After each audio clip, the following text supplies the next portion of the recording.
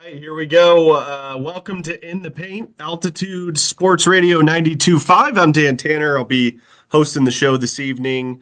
Lots to get into here with the Nuggets 105-90 loss to the Memphis Grizzlies. No Nikola Jokic again. So, look, I've been seeing a lot of people on Twitter, X, talking about how poorly the Nuggets have played over the last two games without Nikola Jokic, and understandably so. I guess my question is, were you expecting anything different? Because this is just who they are right now without Joker. This is who this team is. Now, I feel like the Nuggets aren't playing a different style without Joker.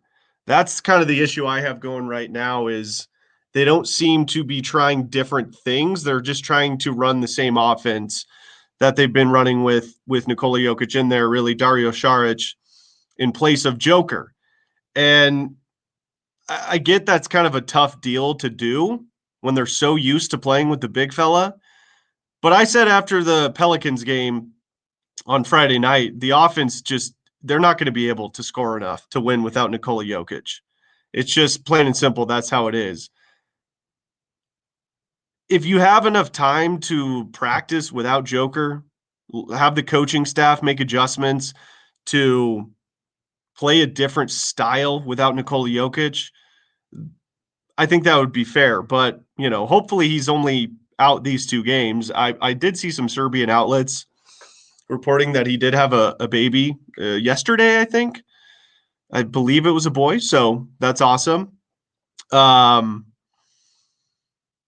So the good news is Joker will be back soon. And it's not like he's injured or going through anything like that. He had a kid, which is fantastic. So beer guy saying talking about Knicks being a franchise quarterback. We can get into a little bit of Broncos here as well. I watched that whole game today. Bo Nix was awesome. He's in the discussion for Rookie of the Year. So yeah, feel free to comment on the Broncos game as well. It was an awesome win for the Broncos over the Falcons, and we can get into that too. But as far as the Nuggets go, and before we get into the game itself this afternoon, I did want to mention something I saw last night that had a lot of Nuggets fans sort of confused or a little up in arms regarding Jamal Murray. So I'm a big UFC fan. I was watching the fights last night, and Jamal Murray was at the UFC fight at Madison Square Garden in New York City. And that was a little interesting. I saw a lot of fans a little kind of weirded out by that, and I get it. Like, why is he in New York when the Nuggets are on a road trip? Obviously, Malone missed Friday night's game against the Pelicans due to his daughter's volleyball tournament, which honestly, I said this Friday, and I've been thinking even more about it.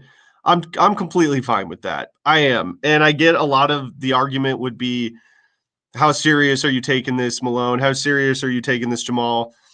The birth of a child is obvious, but I really believe that family comes first, so over anything else in life.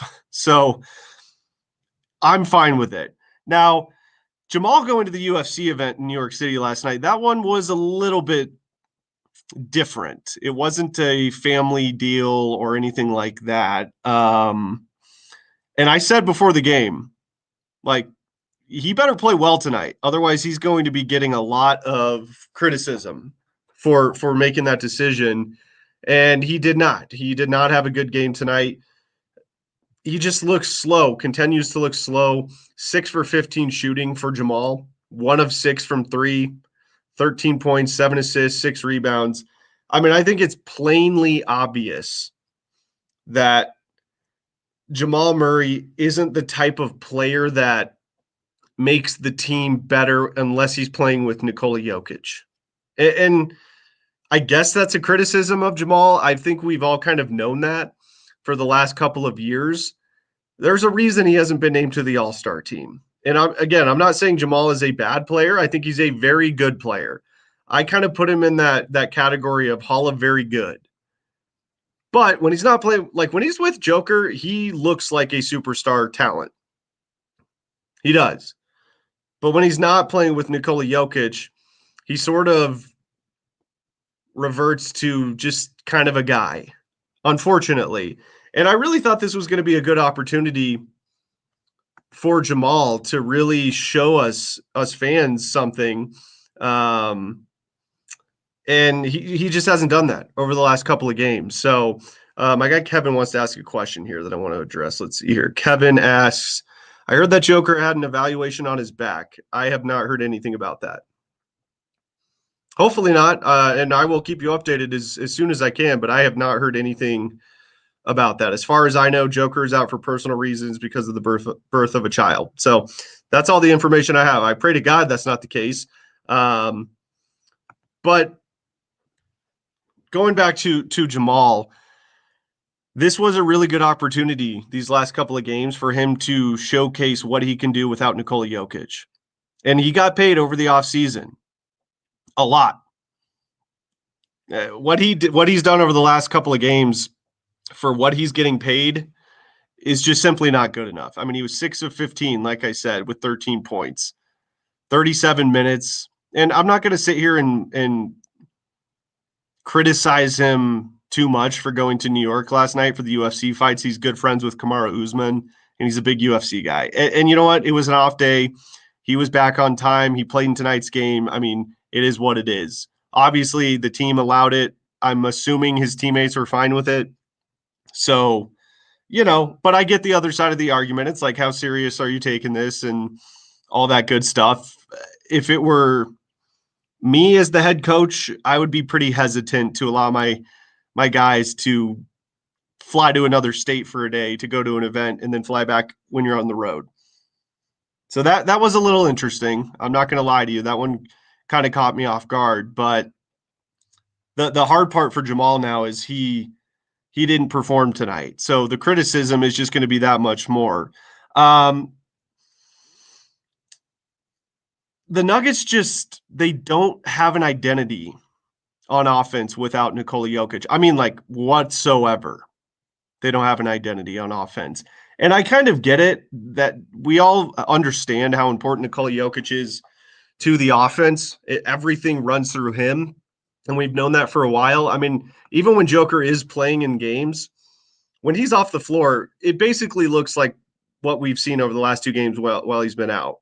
So it's not like shocking to me that the offense has struggled as mightily as it has. What is a little surprising, like I said, is that they haven't seemed to try to play any differently. Like, they're trying to use Dario Saric in the role of Nikola Jokic to run the offense, and it's just not working. And it ends up being a lot of one-on-ones with 10 seconds to go on the shot clock, and they throw up a bad shot. I mean, that was the case on a lot of offensive possessions tonight for Denver, and it just wasn't working. So, and let's not forget, the Memphis Grizzlies did not have Ja Morant in this game, and they're not going to have him coming up on Tuesday either. The Nuggets will be playing in Memphis again on Tuesday. I'm assuming Nikola will be back by then, but who knows? So it's just interesting to me that the coaching staff didn't really seem to make any sort of adjustments without Nikola Jokic, and they knew he wasn't going to be there. So for what you will. As far as the game goes itself, the Nuggets actually came into this game as 6-point underdogs, which was a little surprising to me, and they ended up losing by 15. So Vegas had it right. Actually, it was the other way. I thought that was a little bit of a, too big of a spread, but Vegas had that one right, no doubt about it.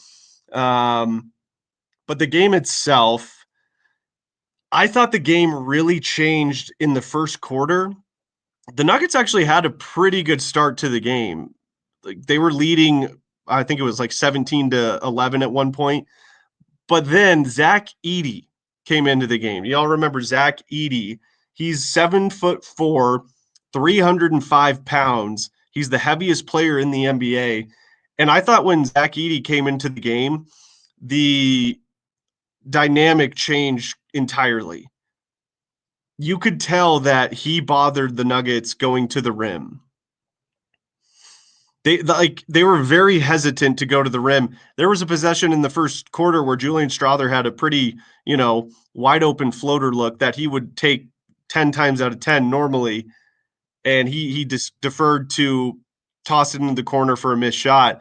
And I think that's because Zach Edey was in there. And I'm telling you, the offense completely changed after Zach Edey came into the game. Now, he did end up leaving in the third quarter, and we actually saw the Nuggets make a little bit of a run there to close this game out and make things somewhat interesting. But I thought he really, really affected the Nuggets' shot selection on the offensive end and ability to get into the painted area. The Nuggets had no paint presence whatsoever tonight. And honestly, I did not even realize how massive the Grizzlies are. Jay Huff, he had a really good game tonight too, former Denver Nugget. The Nuggets just didn't have the size to compete with the Grizzlies in the interior tonight. And I think that's one of the reasons they really struggled as well. They just weren't hitting their open looks. They had a chance. They were down 99-88. They had a couple of threes that were wide open looks that they missed. Christian Brown had a wide open look. Julian Strother did as well. I mean, if you hit those, they could have made it a serious run at this thing, but they missed them. And like Scott said on the broadcast, if you were watching, it's a make or miss league. So tough loss tonight for Denver. It was 28-25 after the first, after the Nuggets had a significant lead there in the first quarter. And again, I thought Zach Edey coming into the game just completely changed the dynamics of this basketball game. Again, the second unit, I get it. Like, they're really going to struggle now without AG and without Nikola Jokic, but they're completely lost on the offensive end. I mean, they have zero scoring punch, especially right now with the second unit. Memphis started the second quarter on a 13-1 run and ended up taking a 55-43 lead at the half. And then coming out in the third quarter, Memphis gets out to a 10-0 start. They make it a 22-point lead. I will say the positive coming out of tonight's game for me was Julian Strother. I thought he had a really good game. Scott kept saying on the broadcast this was a really big opportunity for him to kind of showcase what he can do, and I thought he took advantage of that opportunity. He was the Nuggets' leading scorer tonight. In fact, I think like midway through the third, he was the only Nugget in double figures at that point in time. He ends up shooting 6 of 13 tonight, 4 of 7 from 3, 19 points. So if you want to take a positive away from this game, Julian Strother definitely did that.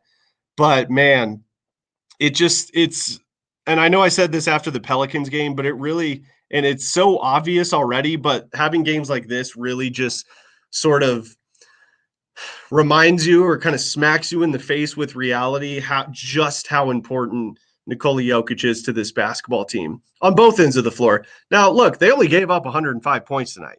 I mean, their defense is fine right now. If you give up 105 points in an NBA game, you should win that game, especially for a team like Denver.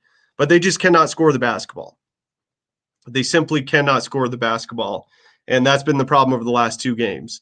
And I get Joker's out, but also Aaron Gordon, he's a bigger piece than a lot of people realize also on both ends of the floor. He provides a lot of offense for this team. And if you remember, before he went out, he was shooting the three ball at an excellent clip to start the season. They're missing that. They're missing AG's ability to space the floor and then also be that cutter dunker guy for this team. Look, there's no reason to panic. It's November 17th. I mean, there's a long way to go in the season. And again, like I said, it's not like Joker's injured, at least from what I've heard. He's just out for personal reasons. So it's like, it's going to be okay. But there is reason to be concerned. I mean, this has been an issue I've had with this team for years and years and years, is when Nikola Jokic is not in there, this team has zero identity whatsoever on the offensive end. And that's where a guy like Jamal Murray or Michael Porter Jr. really need to have the ability to create their own shots and create and spark the offense on that end of the floor. And right now, they're just not showing that they can do that. I mean, whatsoever. I thought MPJ had a lot of bad shot selections tonight. You could tell he was kind of forcing it. He was 4 of 12 overall for the game. Didn't hit a three. He was 0 of 4 from beyond the arc, finished with 10 points. I mean, you don't have Joker or AG and Jamal and MPJ combined for 23 points. That's just not going to get it done. I mean, their starting unit, the high scorers were Jamal and Christian Brown with 13 points apiece. I don't know what else to say in regards to their offense, but it is a little bit concerning to me that, guys like MPJ and Jamal are paid essentially the max. I know it's not technically, but it's very close. And they don't seem to be able to pick up the slack when Nikola Jokic is not there. Now, hopefully this is just not going to be an issue the rest of the season moving forward, and Joker's fine and he's just in there and they're good to go. Because when he's in there, they are championship contenders. There's no doubt about that. When you have the best player in the world, they are absolutely championship contenders. But I got to say, it's pretty disappointing. It's pretty disappointing to see two guys that mean so much to this team not being able to pick up the slack when he is not in there, because you cannot just assume that Nikola Jokic is going to come to the rescue for this team every single game. And you cannot assume that he's going to be in there every single game for this team. And honestly, if I'm being very real with everyone, I didn't think the Nuggets played very hard tonight. It just didn't feel that way to me at all. When Memphis built that 22-point lead, after the 10-0 run to start the third quarter, it just felt like they were just like, it's over. And I say that in a little bit of jest because they did get within 13, or actually they got within 11. They went on an 18-5 run in the fourth quarter to close it out to 99-88. And like I said, they had a couple of open looks from three. They missed those. Memphis goes down on the other end and scores, and there's your ball game. So they did have a chance, but man, to see Michael and MPJ, or Jamal and MPJ, not being able to step up when the team needs them to is pretty disheartening. So, it's a tough pill to swallow if you're a Nuggets fan, realizing man, this team does not look very good without Nikola Jokic. That's for sure. Let's see here. Let's go through some comments. We already talked about Knicks being a franchise quarterback. That's awesome. What up, DT, from our guy Fishing for Cars? What's up, man? How are you? Or lady. Sorry, I don't know. Let's see here. Fishing for Cars. Jamal's not a max contract player. Well, I will say this. He doesn't look like one right now. Like I've talked about, he just doesn't. I am willing to give Jamal the benefit of the doubt until, I don't know, end of this year. Like I said, there was something off about Jamal Murray at the end of last season. I think he was a lot more hurt than people realized, including myself. And then we see him play in the Olympics, and his performance with Team Canada was just as bad, if not worse, than it was towards the end of the playoffs last year. And I think some of that has to do with Jamal's game isn't really suited for international play. You have to be really physical in international play, and that's just not Jamal Murray's game. So I take that for what you will. But there's something off with Jamal Murray. And I've seen him go off with the second unit before. So I know he has shown the ability to do that. But there is just absolutely something not right with Jamal right now. He just does not look like the same player we saw just 18 months ago when the Nuggets won an NBA championship. I don't know if it's just injury or fatigue or whatever it is, but he looks like he's regressing. To me, that's what it looks like. So let me know what you think in the comments. I want to pull some of these up here. Let's see. Fishing for Cards. His friend wasn't even fighting, though, but when the coach goes to a high school volleyball game, it sets the example of what's acceptable. And I can't disagree with that. I really can't. And like I said at the beginning, I'm always going to side with family comes first. But I get the other side of the argument. I do. I mean, and if you're a fan and you feel that way, I don't blame you, because I could see how a lot of people would take that as, how much do you really care? How much do you really care? Like, I think that's a valid question to ask. I do. So, fair point. Let's see here. Nuggets were the worst team in Denver this weekend. Broncos, Buffs, Rams, Falcons all won. Yeah. Yeah, it would have capped off a pretty great sports weekend, although the Avs did lose on Friday as well. But they got a goalie situation going on. Georgiev was just put on IR, and they recalled some dude I've never even heard of up to be the goalie. So, but they're getting some of their guys back. Val's back. Who else is back? Miles Wood, Jonathan Drouin. So, that's positive news for the Avalanche. Beer Guy says, I think the Murray deal is already looking like a horrible deal. Well, give it some time, but I can't argue, I can't disagree with that argument, at least right now. Right now, it does look like a bad deal. I mean, plain and simple. It just does. MPJ's deal doesn't look super fantastic, although I will say MPJ hasn't had the best couple of games over the last 2-3 days. But the first 10 to start the year, I think Michael Porter Jr. has been playing exceptionally well. So it's just the peaks and valleys, like I've talked about with him, with Michael Porter Jr., they've got to smooth that out. He had 20 points in the first half a couple of nights ago, has 4 in the second half. I think that was against New Orleans. It's those kind of things that really just bug me with Michael Porter Jr., because you can see the talent with that guy. He is a very, very talented basketball player, but he can't seem to figure it out on a quarter to quarter, half to half, game to game basis. And that's an issue I've had with him for quite some time. So, it's just interesting. We saw DJ get into the game just a little bit tonight. That was really to kind of match up with Zach Edey. But I don't really think it had too much of an effect tonight. He did play 14 minutes. He was 2 of 3, but I don't think DJ really made much of an impact tonight. Russ, 12 points on 4 of 10 shooting. I thought he was fine. He was just, he was typical Russell Westbrook tonight, in my mind. But it was tough to see Jay Huff get in there and play really well. I mean, he only played 12 minutes, but he hit 4 or 5 shots, 2 of 3 from beyond the arc, 10 points. That's a guy I was really hoping the Nuggets would have held on to. And I said this last year because I saw flashes from Jay Huff when he was here, when he would play in garbage time, where you're like, oh, wow, I think the Nuggets might have a little something here. And guess what? They've needed a backup big for years now. So it is a little interesting to me that they let him go. I thought he looked really good tonight. And you know what?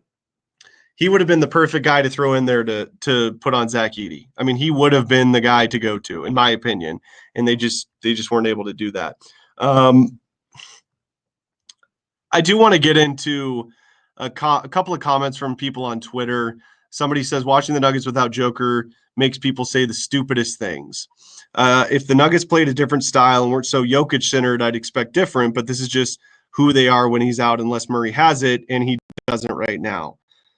That's something I had kind of echoed earlier on in the show, but that's where it gets frustrating for fans. That's where it gets frustrating for me. These are the kind of guys you pay big money to step up in moments like this. When you don't have your best player available, who can carry that extra workload? It should be Michael Porter Jr. and Jamal Murray. Like, they should have gone off tonight. This was their night, and they didn't show up. Plain and simple. So, tough loss for the Nuggets tonight. Broncos did get the win. That's awesome. They played great. Bo Nix, 307 passing yards, 4 touchdowns, no picks. I've seen a lot of people online saying that Bo has closed the gap for Rookie of the Year with Jaden Daniels. If you would have said that to me a month ago, I would have said you're crazy. But he absolutely has closed the gap on Jaden Daniels. I mean, if you look at the numbers, let me just read these off for you real quick, because this is quite astounding. I got a couple here. So in regards to Bo Nix, let's see here. I got to pull up the right one. Give me a sec. Since week 4 of the NFL season, Bo Nix is 163 for 244 passing attempts, 66%, 1,675 passing yards, 188 rushing yards, 14 touchdowns, 2 rushing touchdowns, 1 receiving, and only 2 interceptions. He has basically equaled what Jaden Daniels has done statistically. Now, the Commanders do have a better record than the Broncos right now. The Broncos are 6-5. The Commanders are 7-4. But Jaden Daniels, 2,338 passing yards, only 10 touchdowns to Bo's 14, 482 rushing yards for Jaden compared to Bo's 304 touchdowns. So it's pretty equal across the board. That's pretty wild. So shout out to the Broncos today. That was an awesome win. I tweeted out, "Is Broncos football fun again?" with the gif of the lady from Titanic saying it's been 84 years, because that's what it feels like. But that was a fun game today. This Nuggets game was not very fun. It was not a fun watch after that awesome Broncos win. So look, they've got a chance to right the ship coming up on Tuesday, again in Memphis. No Ja Morant for the Grizzlies. They've got to get that win. You've got to get 1 out of 3 on this road trip. I realize Nikola Jokic hasn't been in. I realize Aaron Gordon has not been in there. But this team is good enough without those two to beat this Memphis Grizzlies team. I really do believe that. They've got to have Jamal and MPJ do more than what they've been doing. I think Christian Brown's been fine. I thought Julian Strawther was their best player tonight. I really did. I think that was the positive takeaway from this game, was his performance, and that's great to see because they need him to be really good this year for them. So yeah, our guy Daniel. I gotta get to it, Daniel. Let me show it here. Is it time to talk about a major coaching change? Honestly, what would a coaching change do right now? I don't get that one. So Beer Guy asks, when is Joker back? Hopefully on Tuesday, but I don't know. I don't know yet. I'm sure we will find that out sooner rather than later. Hopefully by tomorrow, the team will know and let everybody else know. So yeah, it is what it is. This just goes to show you just how damn important Nikola Jokic is to this basketball team. But they've got a chance to right the ship coming up on Tuesday, where we will be broadcasting, I believe it's a 5:30 pregame on Altitude Sports Radio 92.5, 6 o'clock tip-off. So 5:30 on 92.5, 6 o'clock tip. It's their second game of the NBA Cup group play, which if you listen to my last postgame show, I went off for about 10 minutes on how dumb I think the NBA is being with their in-season tournament format and how it's run. I like how the NBA is trying to do something different to drum up interest. I just think they're doing it the wrong way. So anyways, we can get into that more coming up on Tuesday, but that's going to do it for the post-game show tonight. Thank you so much for listening. Nuggets fall to the Grizzlies. 105-90 is your final. Our next game will be coming up on Tuesday. We will talk to you then. Have a good night, everybody.